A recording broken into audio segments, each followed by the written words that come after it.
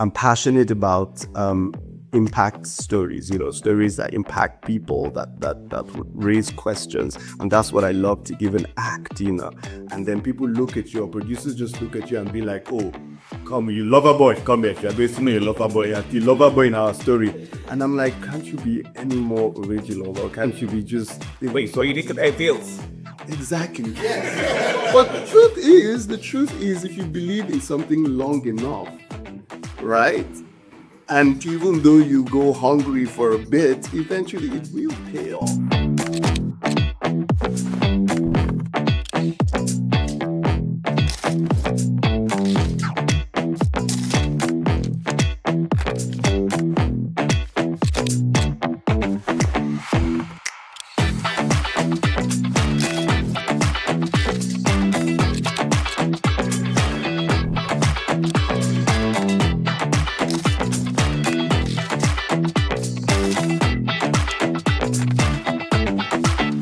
Thank you, viewers. Welcome to the forum, the NGO International Film and Knowledge Forum. And today we are having a special edition, and it's the first edition, titled Nollywood and its Social Impact Stories. With me, I have distinguished guests, experts, friends, colleagues, comrades, activists, business owners, entrepreneurs, and moguls.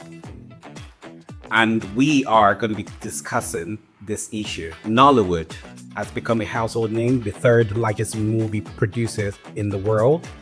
What does this mean to our growth? What does it mean to the livelihood, the global discourse? Whether or not it's human-driven for development in general. So I'm not going to say too much. I have the experts here. Chris, because you're right across this table. Wow. You didn't want. You work as a producer in this industry. You've been here for the last 20 plus years, working in the Nollywood. So it's in middle, yeah. How has it grown? How have you seen the Nollywood grow? Has it grown to an extent where we can start using Nollywood to showcase us to the rest of the world, the way America and India did? Or do we still have something restricting us in that respect? What a question. What a way to start the conversation. Yeah, I think Nollywood has grown. I think storytelling in entirety has grown because we all know how we did folk tales under the tree, under the moon. If you're born in the 80s, 70s, you've seen it grow to TV, go to home video, and now go to filmmaking. And technology has grown it over time because the way those films were shot in the 90s and how they're shot now, they're far apart. But one thing I think that we are unfortunate to have experienced is our growth coincided with the internet explosion in the world. Back in the days in the 90s, industries have grown in their own pace because they were isolated from the world. When it got to Nollywood's time, internet exploded, and now we're being compared with our counterparts in other developed countries. So what you would call progress now feels like a failure because you're being compared to your counterpart who has more than you have access to. However, no excuses because it also gives you access to more knowledge. I think there is opportunity for us to tell our stories and paint our picture the way we want the world to see us. However, I think that we need to seek for internal, what's the word now? Not approval, or give me the word. When something confirms that you are good at something, validation, Taichi. I think we need to look internally and not externally. But Nollywood has gotten to a point where we have the voice, we have the attention of the world, but we're looking for the world to validate us against de-validating ourselves first. Because the storyteller must first of all believe the story before they share the story.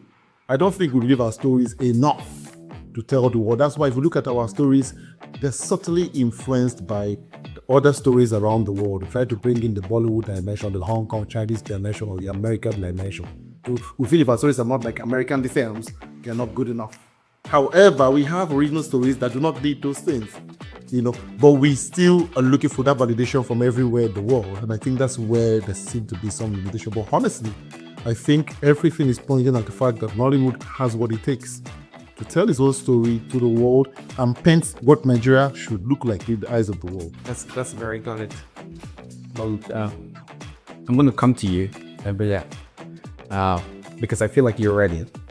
You're ready to go. You're ready to go. They're looking at me now. Yeah. Nubila, you, every day, you have to work with stories every day on radio. You have to deal with politics, governance, climate issues, and gender and equality, and all of this discuss. How do you think Nollywood is contributing to that discuss? Because this is a power that we have. A lot of people watch content every day. How do you separate your style of reporting, which is still storytelling, versus Nollywood? I think the question is, how should Nollywood be engaging with it, right? And shaping the narrative around these different things. And I say so because, think about the Hollywood will probably be our most frequent example today, right? So you think about Hollywood movies and it's not difficult to pick out a movie that has a narrative around climate change and the politics around it and how the US politics is shaping that conversation, right? You'll find it in the movies. You don't find it here because we're not discussing climate change. We're discussing it kind of like in a very small government silo, and so Nollywood isn't picking it up either.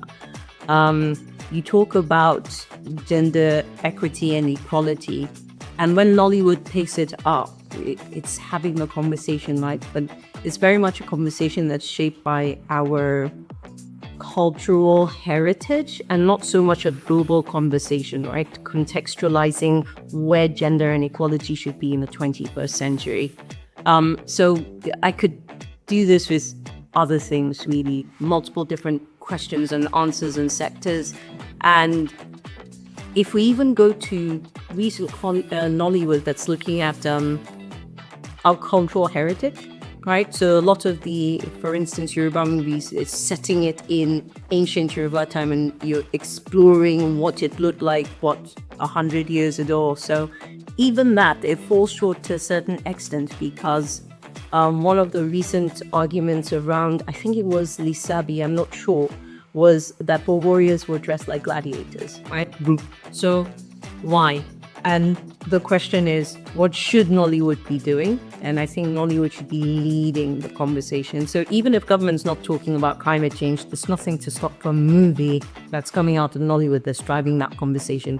It's hit the big screens. So, everyday people will go watch it, and government will be forced to have a conversation about it because, the film is driving the narrative, really. That's a very twisted angle. Daniel, you're on the screen and you're back, you're directing and you're also looking at this issue, and your film scheme talks about coloration. You discuss about issues of, women, people are not comfortable with their own skin and trying to be different. And this is perhaps what you're saying as well, and what you alluded to, that we're not comfortable with it. Gets into so many parts of filmmaking. And we see that there are not lots of advocacy work that goes into directors and writers and even actors. I know, a lot of Hollywood actors would tell you, I read the scripts, but I was not comfortable with that character and I had to change it because I don't see me playing that role because it doesn't represent me. And a lot of people choose peculiar because they know this is something befitting of my character or the journey that I'm going to. Have you ever encountered such? Have you ever found a director who just want to make a film but not consciously looking into the social fabric of this film and what does this film do, once it gets out? First of all, thank you for having me, and thank you for that very complex question. So yeah, I'm at the very crux of the discourse. Seeing that I'm both an actor and a storyteller or a filmmaker, and I say this because I am constantly aware of the trade-off between what you believe in and what you stand for, and maybe money or popular demand or mass appeal. So constantly we are at that juncture, that trading point, and it becomes a question of what you stand for, what you want to do. I think, and Chris here being a producer would bear no weakness here that the industry as a whole is constantly posing the question to creators: do you want to make money or do you want to make art? It's still a business to you, or do you just want to be a hungry artist who just wants his voice to be heard? And I think to a large extent, therein lies one of the issues with our industry, is that we're not allowing the art to evolve, organically, where storytellers can run with your voice. This is what I want to say. I want to speak about climate change, and that's what I want to do because I believe in it. And as an artist, that's your voice, and your faith in that story you want to tell is what powers it, not money. So when you're at that point as a creative, you have power. But then you come to the reality of things on ground, where the industry will tell you that, what is this you are doing? No, nobody will listen to this, or nobody's interested. Go to development or go and meet, people like Taye or Dabila and go and do something, because no one wants to fund this, because this is quite, eccentric, or, no one is interested in this kind of storytelling. So constantly we're having to fight for that. We're having to fight for, that voice, that thing that you believe in. And it plays out everywhere. It even plays out in acting. You say, for example, I'll give myself as an example. I'm passionate about impact stories. Stories that impact people, that would raise questions, and that's what I love to give an act. And then people look at you, or producers just look at you and be like, "Oh, come, you lover boy, come here. You're basically a lover boy. You're the lover boy in our story." And I'm like, can't you be any more original, or can't you be just wait? So you think it feels exactly. But the truth is, if you believe in something long enough, right? And even though you go hungry for a bit, eventually it will pay off. It will. It has always paid off. I needed to hear that. If you...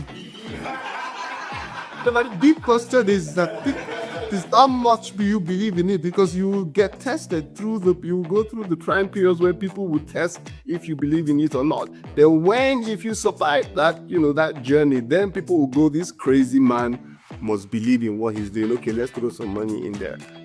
People will jump at it immediately. Come up with it. But if you're there long enough and you stay true to the cause, eventually you might not be rich like Mr. Chris, but eventually, actually, you have people who believe in your story. Absolutely. Eventually, you have people believing your story. And that goes to the story of Oriki, an homegrown business idea that has now transcended across the continent. And just, hibernating this idea in the context of, I just want to solve Nigeria problem. And it became an African problem. But before then, I know you to have worked in the energy sector. How was your dealings with regards to the moments when you were an advisor on an energy part? How was storytelling for you? And did you use storytelling in any of your government policies? And, and these are some of the things that Nabila mentioned about how the American government actually funds certain films to actually chunk out this narrative.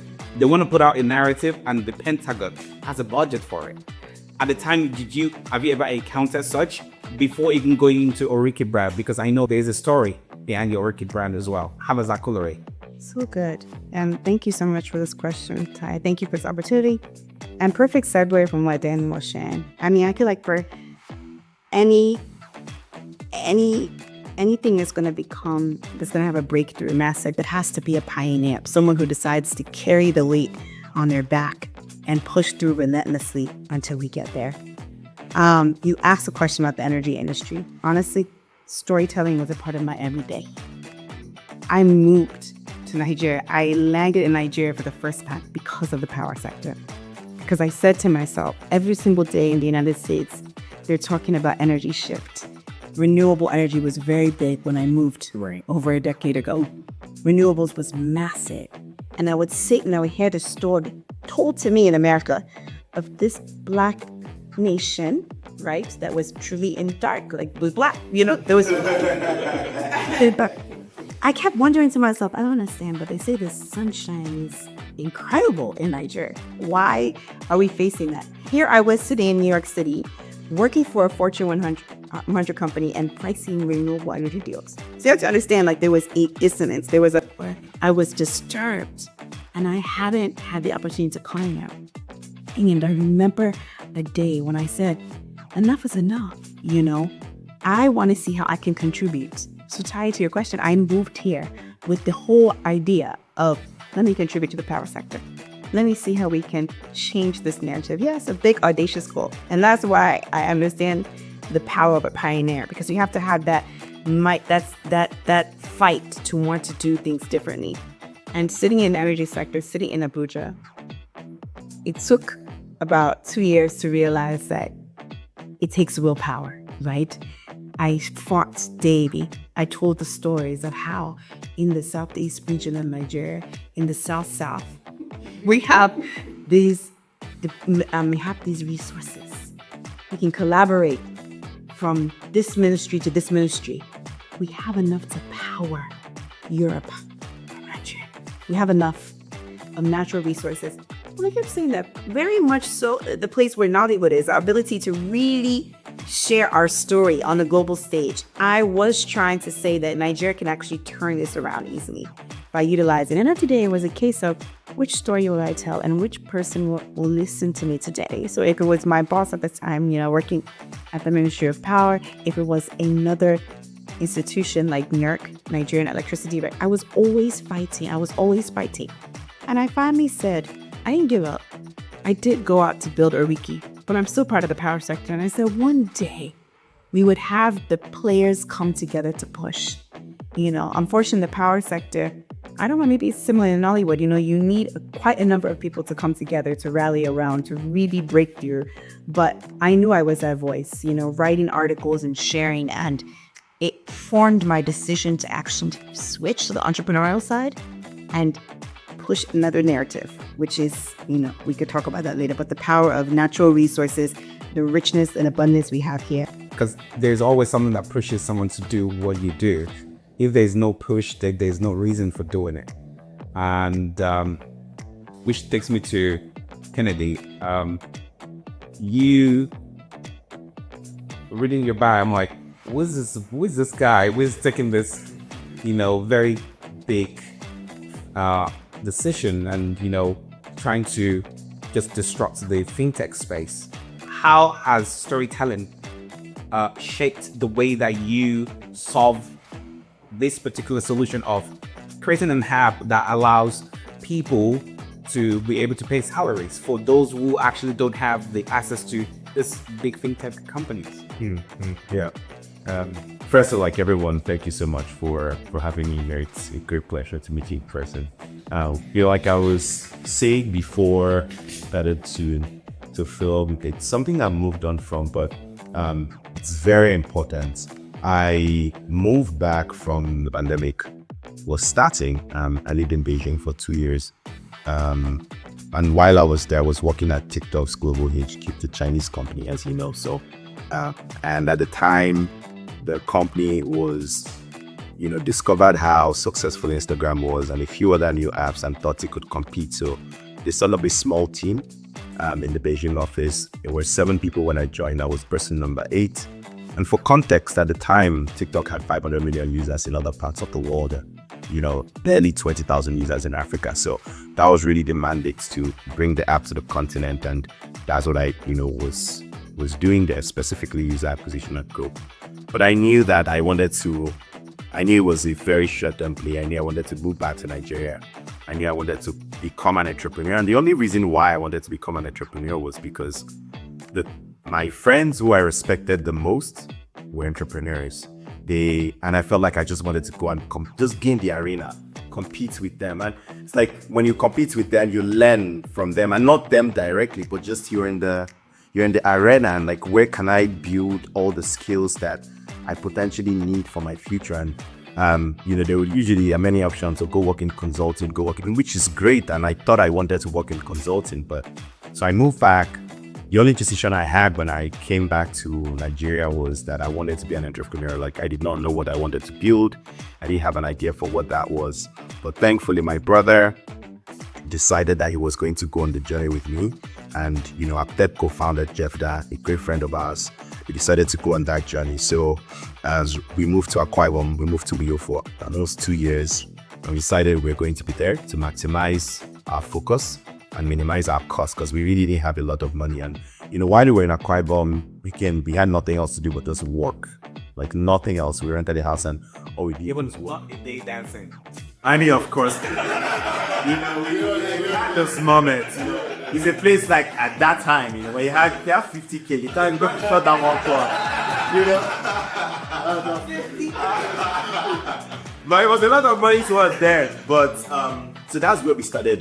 Came up with the idea for what eventually became Keeper, which was my previous company. Keeper at the time was idea number 8 we worked on. In those 2 years, we launched and shut down a lot of things. We're just trying to learn and figure out what do we stake ourselves. And when we found this, okay, it's a big market, it's a great opportunity. The need is obviously there, and we went for it and started to grow very quickly. And we, over the course of that time period, we worked with over 1 million businesses. But through that, there was a lot I learned about myself and even clarity of what I think my life's mission is. And there's, a lot of it is stories. I realized that firstly, for you to build something at that scale, for you to build anything meaningful, no matter who you are, whether you're an entrepreneur, whether you're a politician, whether you are a filmmaker, you need to learn how to tell stories and tell stories well. I don't think we were the best people who were building what we were building. There were many companies that had come and gone that were building what we were. There were many companies that were alive that were building what we were, but none of them saw the level of success that we did. And I think what made the difference was we figured out how to tell a story. And throughout the course of my journey, I realized that it matters very much as an individual, your level of believability. And when I was a kid, it used to be really interesting. When you're in class, 2 people say exactly the same thing, but one person is funnier. One person is more believable. And it mostly boils down to usually the better storytellers almost always win.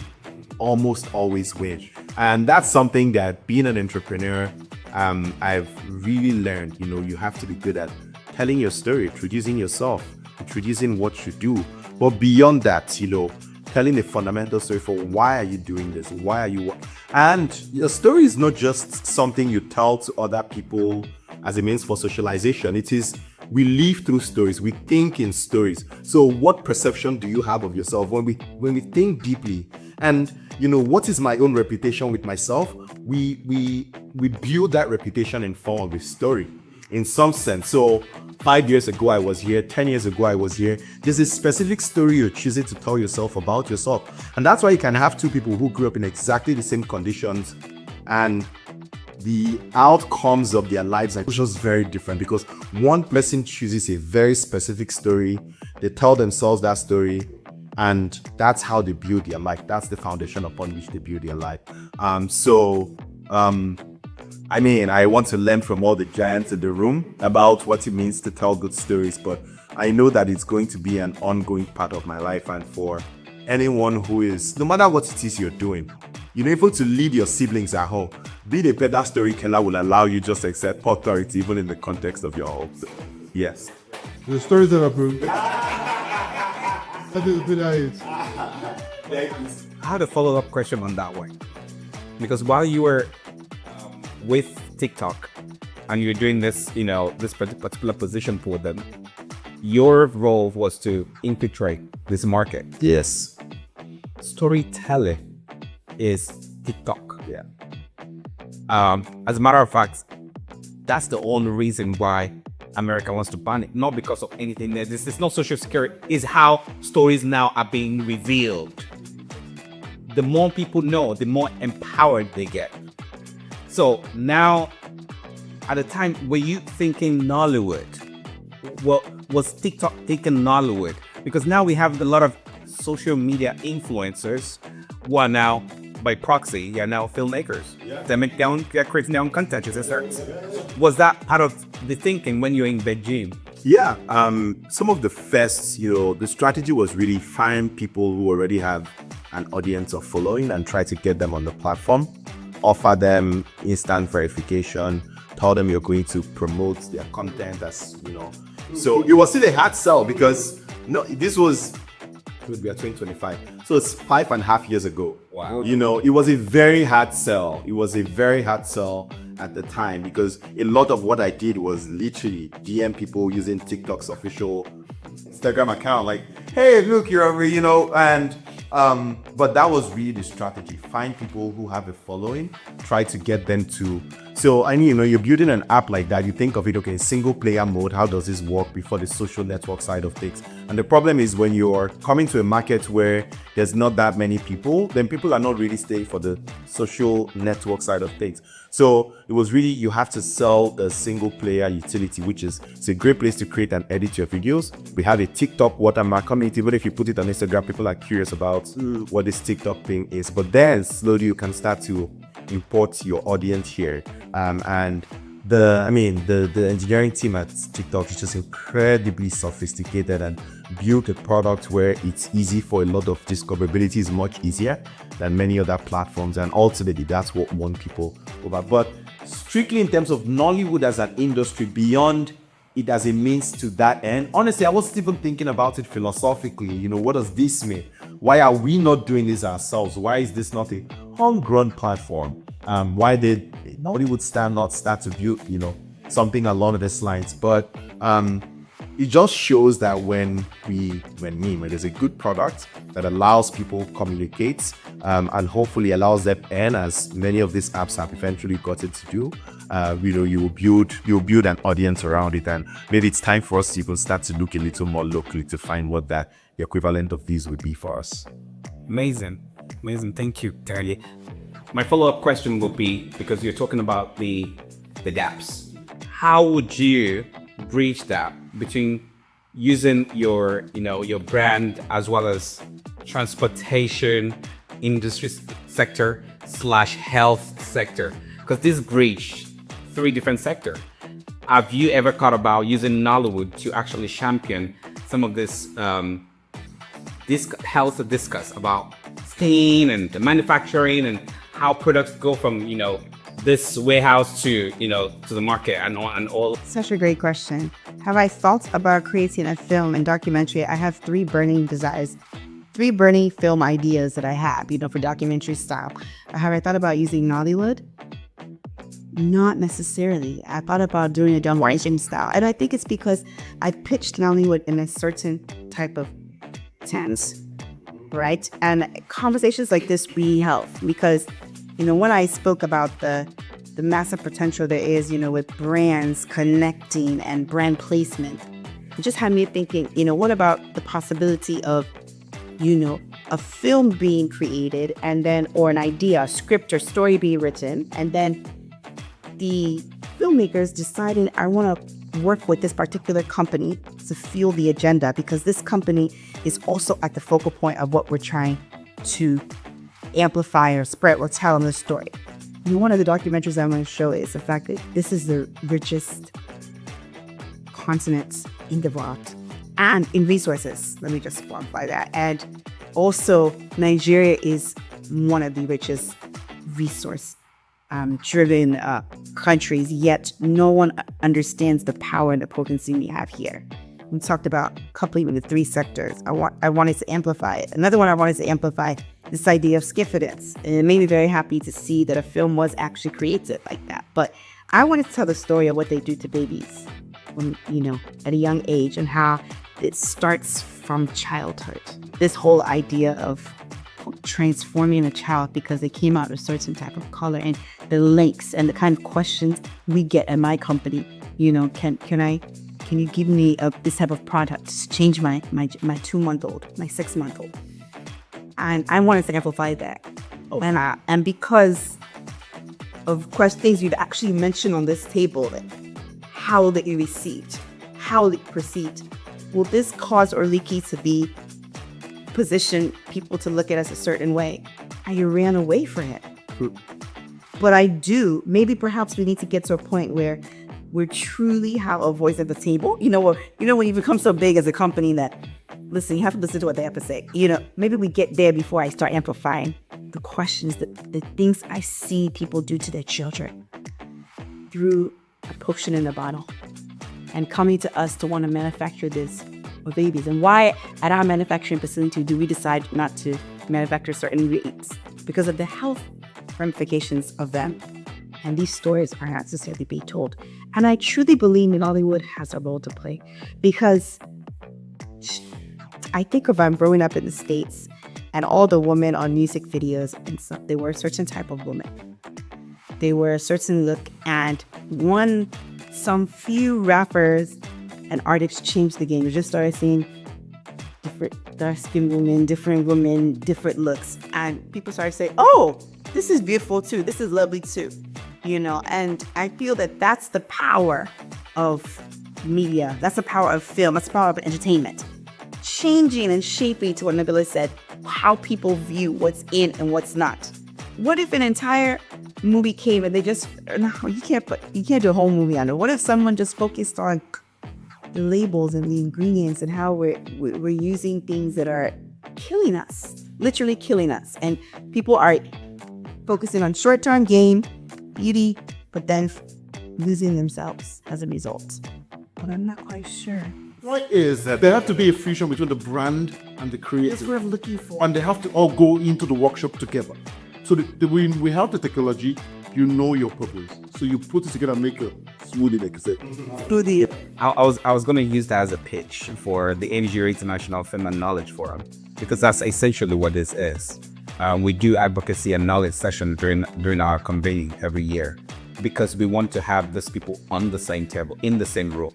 There is nowhere right now, I don't think so, and I know so for a fact, there is no convening that has creative policymakers, civil society, and academics together in the world. There's no platform of such right now, but we are the only one doing it. Because policymakers have their own meetings, creatives have their own meetings, academics have their own meetings, and they never, and civil society, and they never convey together, because we are all working towards development. And the problem is, if carpenters are having their own problems and talking about their own issues, mechanics are talking about their own issues, we will never have a conversation about building, for instance. Like, how do we make a good building? And that is what I wanted to just put from storytelling. I just want to go to you, Kennedy, because there's also some documentaries on Netflix now about fintechs and how, scams are going around and money moving around. There's a huge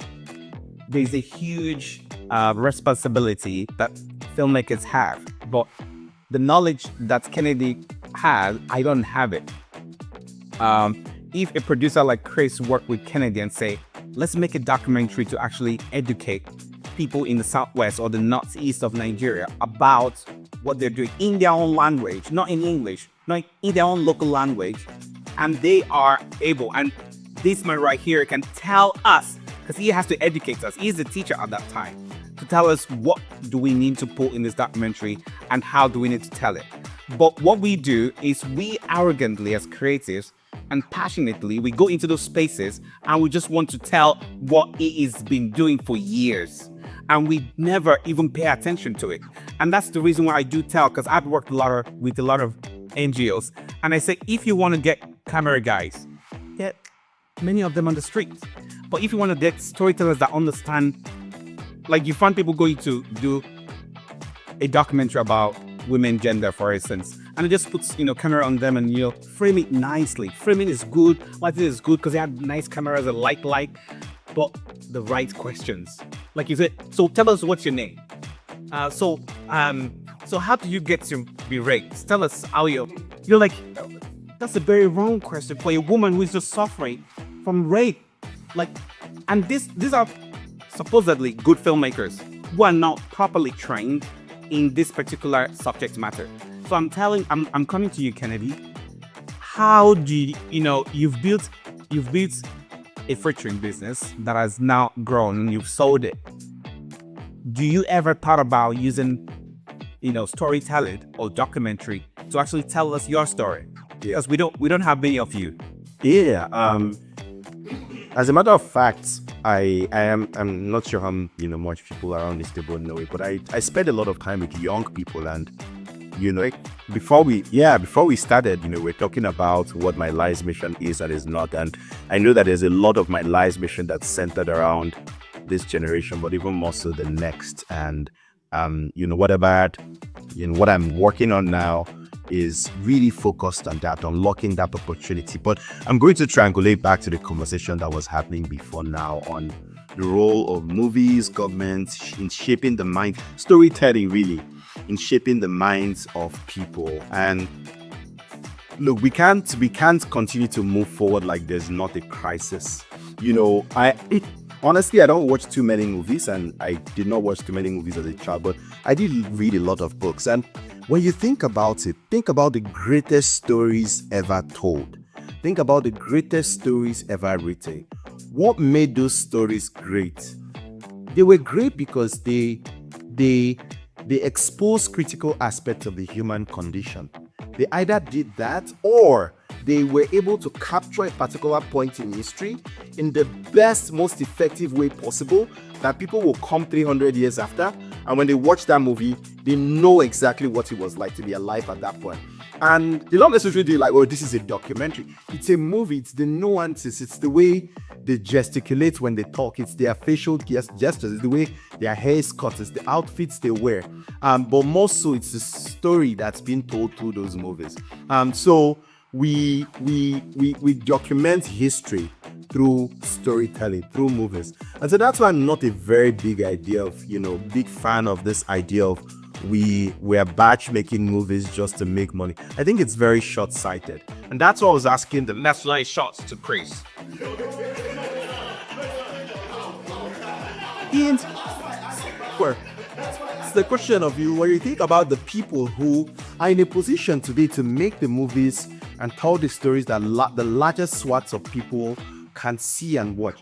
They are not, when you think about the Maslow's hierarchy of needs, they are somewhere at the top. They are at the point where they should be thinking about self-actualization and legacy. It's like, if you make $1 billion, how long does it take for $1 billion naira to finish? Most people know that it doesn't take very long, especially if you invest. So that can't be your motivation. It can't be. Tell that to politicians.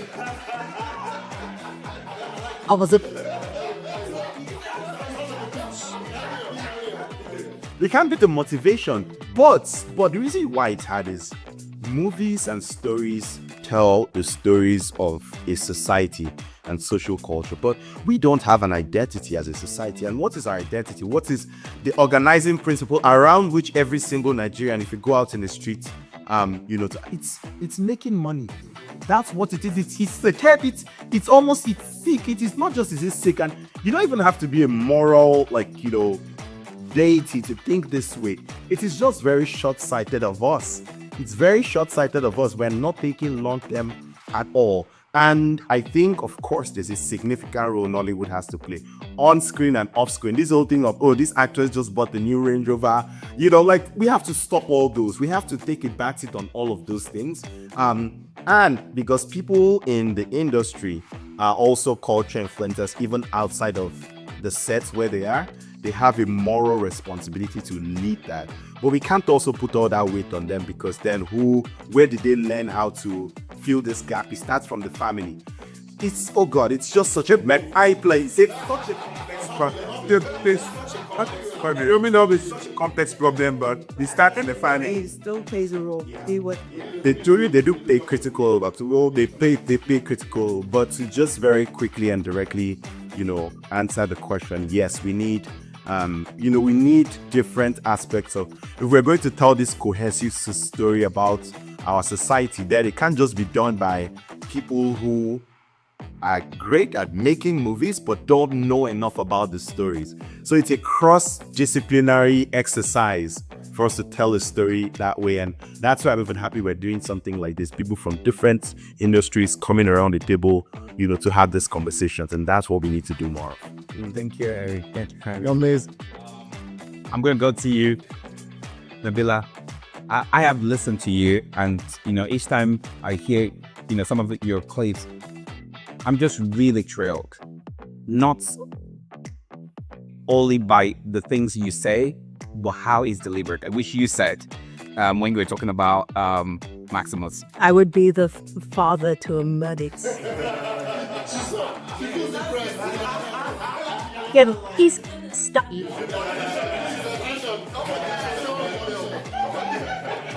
Now you're hired. Brother, the job we got to get. I mean, that for me is very important because, sometimes people say things, but the same thing that person said, if another person says it in a particular way, in a different tune and pitch, he just delivers really nice.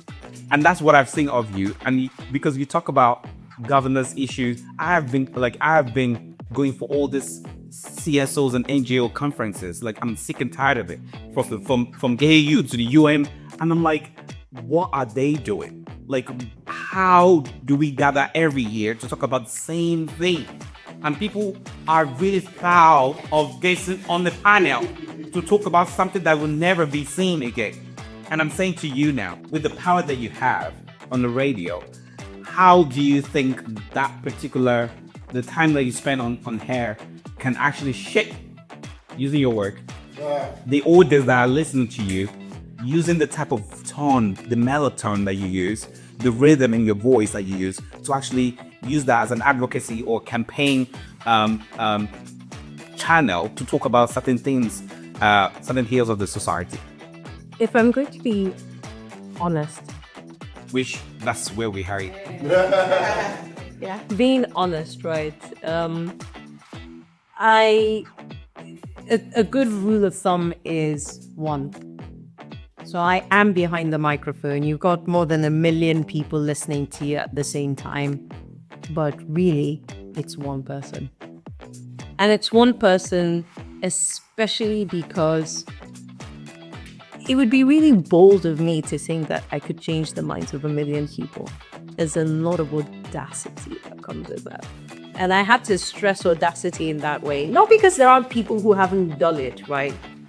I've worked, the specific show I do, you've already viewed some of the things I discussed. I've done this for 6 years. I did it in Abuja, I'm doing it in Lagos. And I remember in Abuja, I had a colleague who used to sit with me for 1 hour of my 3.5-hour show.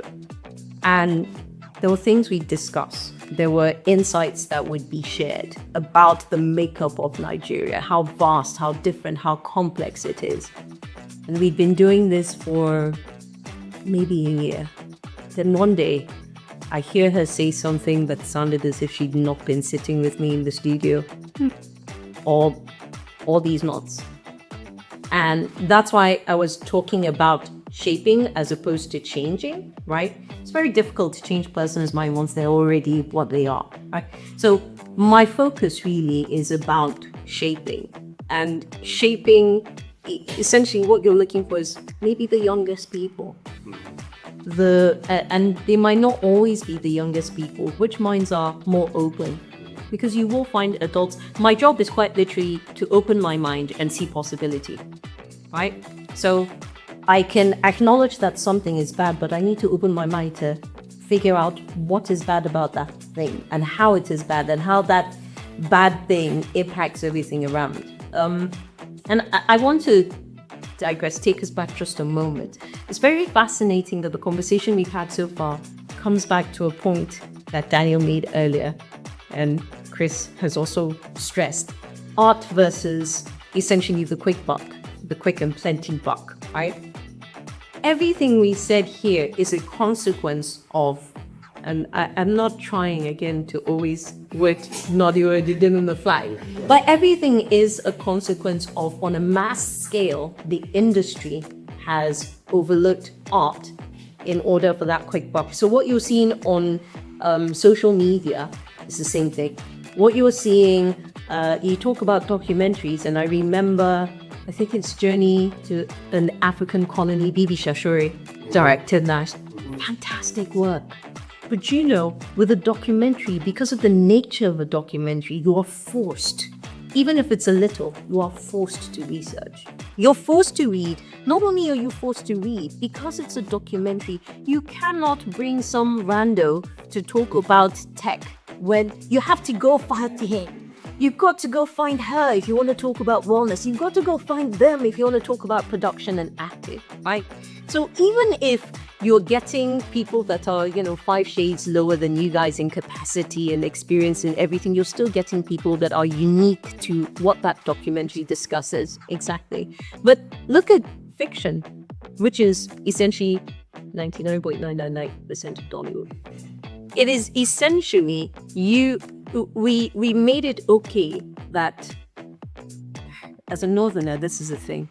We made it okay that when we're making a movie, it's set in Lagos. You have your random Hausa guy, and his Hausa accent has a problem. He's speaking the Hausa, but the Hausa is a problem. And we're the same people who will complain when the Canadian series, Bob Loves you complain about the accents, the Nigerian accents there. But you're right here. There's a massive Hausa population in Lagos. Exactly. And yet Nollywood will not go find a proper Hausa speaking person to show off in their movies. They're fine with whatever version of Hausa it is that person speaks. And it's usually 2 sentences or 2 words. Sprinkle here, sprinkle there is enough to deceive people that, okay, you got a Hausa person there. I've got to give the industry chops. I see movies and I see how they'll bring one person, they'll speak a line or 2 of people, and maybe much of the movie is a mix between Yoruba and English. And then they'll bring the other person who'll sprinkle a line or 2 or Hausa. So you kind of get a good sense of the country based on that. But again, what's the quality of that sense of the country that you're getting, right? I think about King of Boys and the pastor they had in the movie. What was that accent? He was speaking English, but it was English that was supposed to be Hausa influenced. But why? What is it? Right? So, we could have done better. We can always do better. The industry needs to do better in terms of, again, I'm coming back to art versus making money. So everything we say, when we're talking about how the mentality of the average Nigerian is to make money, I understand the idealistic, and we must be idealistic, right? I understand the idealism where we stand and we say, this needs to change. But in idealism, we must also be realistic. And what's the reality on the ground? Is that there's poverty. Your country's poor. You got a large poor population. And so the difference between being alive today and being alive tomorrow is, how can I make a little money? Right? Maybe some of them are thinking about, those who are thinking of how can I make a lot of money, it's just a variation. It's on the same spectrum of how can I make a little money. It's just at the other end. So then you have your Yabu boys and whatnot. And Nollywood is telling stories, but deciding that they want to skip quality, right? Because they're able to make some money. So even the love stories, why can't we get good writers? The writing that's coming out of Nollywood is not fantastic. I agree. Me too. I have a quick answer to that. How much do you pay the writers? So someone who has gone to Harvard or who have gone to all these fancy schools to learn writing will probably stay there and write for Hollywood. No, Daniel. Because writing is so specific. Yeah. Writing for screen is so specific. It's not just any writer That's a technique. I'm talking about the story. The storytelling, yes. Story writing. The storytelling technique is what will tell you, a script for a movie versus script for a documentary versus script for a radio show, right? Mm-hmm. And I'm telling you on the basis of, I know, Nollywood is not giving no. There are damn great writers in Nigeria. I know. Screen. Again, that's technique. Tell the story. And it's like, you can't take a storybook.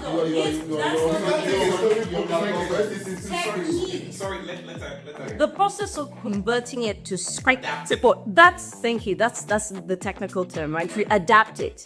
But what are we saying? Harry Potter started as a book. What are we saying? Lord of the Rings started as a book. What are we saying? The Lion and the Wardrobe are excellent writers. No, so my point, that's the point I'm making, right? That Nollywood needs to incorporate better storytellers, writers that actually do the skill. Because storytelling in written format is a skill. So we got some writers, right, that are, and if I ask you now, you can't mention Chimamanda. You also cannot mention the generation of Shoinka. But if I ask you to name me a good Nigerian writer right now, no. Who wants to The reader, I know that. Oh, he's a reader. Disney.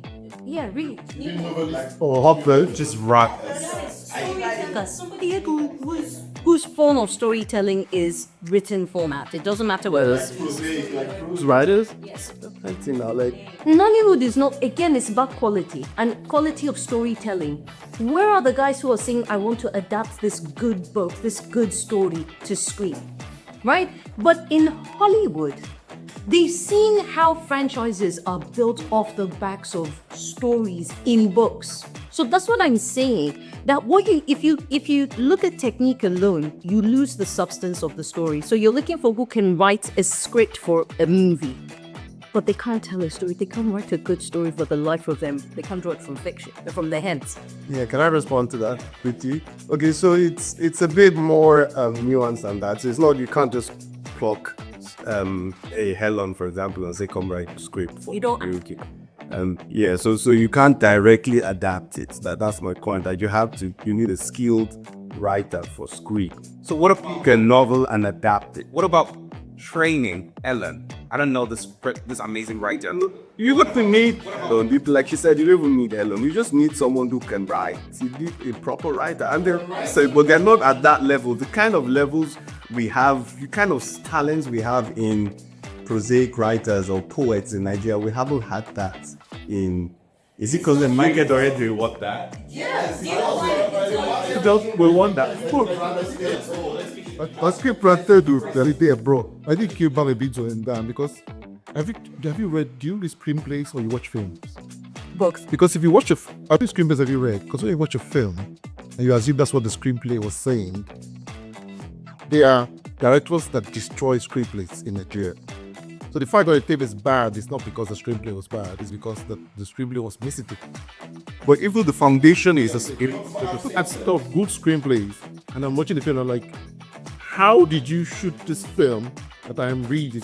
So I think there's a blanket effect that you're throwing that I think we need to be very careful about. But I'll tell you. So kind of say the writers are not good or maybe because I've not the sale of case. Also the case where they took the novelist to go write the screenplay. And people in America hear father.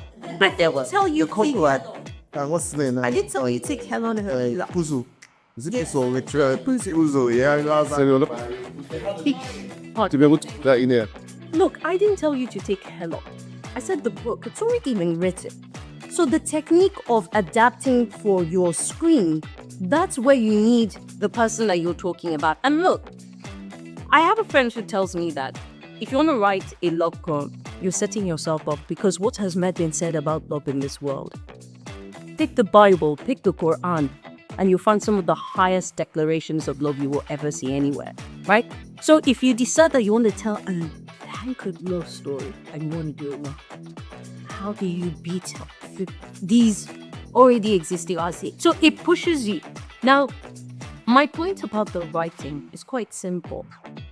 Helen, you don't need a Helen Havila to come and write your next big story for your next Nollywood production. What you need is someone who knows how to tell a story, who knows how to write a story. The adaptation you can teach, but you cannot teach that skill at that point. If you just take somebody who already knows how to write for the script for your movie, you're missing the substance of it. And I say this because, again, I'm saying this solid pick. Like, I'm not doubting myself. Because growing up in Kaduna, I was part of the literary community there. I know young people who are in their 20s, who are teenagers, they're writing good stories. Nigerian stories is from their heads. They're drawing up fiction. So this thing takes us back to the conversation we had about intersections, right? Because you're talking about the business owners, their sites, their perspectives, and, not essentially what Inchio IFF is doing. right?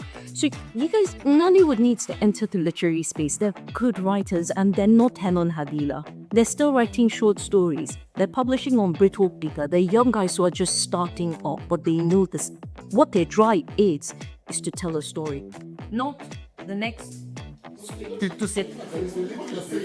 Phenomenally different. I'll give an example. Where did Kemi Adele soon come out from? From literary society radios. Where did stuff like that that's come out from Kabula that you're speaking about? This actually comes. So you see, it's one thing for you to be able to make a song work in your church service, radio worship, and they take you to a studio with Don Jazzy, and then you cannot deliver.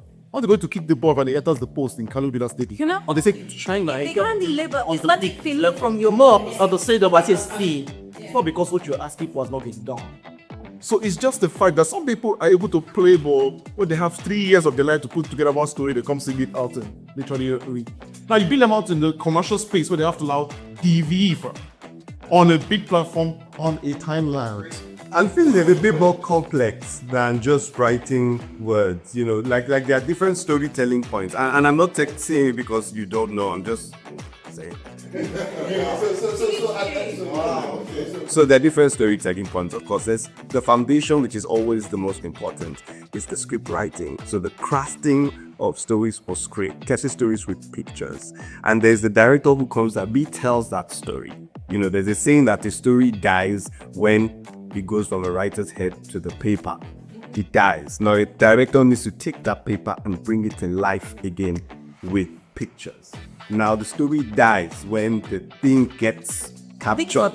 Right? Fine. Now, it comes to life again when the editor picks those pictures and it tells the story. 3 storytelling points. Now, in Nigeria, it has been my experience that Nigeria happens to you at every point. Every opportunity Nigeria has to happen, it happens.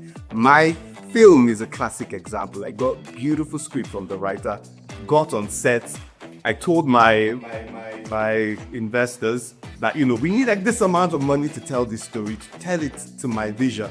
And they're like, yeah, but you know, we've done bigger films with even less amount of money. Take this amount of money and make it work. And that's the dilemma of every creative, right? Limited Period happening to you. I tell you, you know, limited funds. We have a vision, but there's a limited funds, right? We go on set, all of that, and then we have there's this key scene in my story where the hijack happens, right? We bring cows off the road, there's the highway, these guys are driving, they break a herd of cows and they block the road, and then the kidnap happens. And everyone is ready, actors, props, everything, and then the key car that goes from the wedding scene to the road has gone to Ojoduoba. What's that festival? On the day we're supposed to shoot it. Why? What happened? The guy didn't know we needed it. Like, we just quickly went for the festival and paid to come. Then what happened? We had to immediately start to rewrite. Right there on set. Why? Normally in America, this is when Nigeria happens. In America or other places, you go, oh, sorry, oops, we can't shoot. Come back the next day, insurance, take care of it, blah, blah. We come back when we have. No, you don't have that luxury here because you have limited funds. You have to shoot it. And then what's to say? And then actors are double booked, right? My actor, if you don't shoot your actor on that day, the next day the actor is somewhere else. You don't have the actor for that amount. So what do? You start thinking, okay, you rework the script. The writer is going to come and say, oh, but that isn't what I wrote. Yes, that's not what you wrote, but it had to be changed. So at every point, things happen like this, and then you have to keep adjusting, adapting, retelling your story until you come to a point where you go, okay, the story, no. Well, I won't do that. That's the story I am willing to release. I like that. It's been really nice to have you, Chris, Daniel, Joycey, Kennedy, and Nabila. Thanks for the viewers, and we shall hope to bring you some other amazing guests like this ones. If anybody is out there who wants to come in, has to be. Thank you. Bye.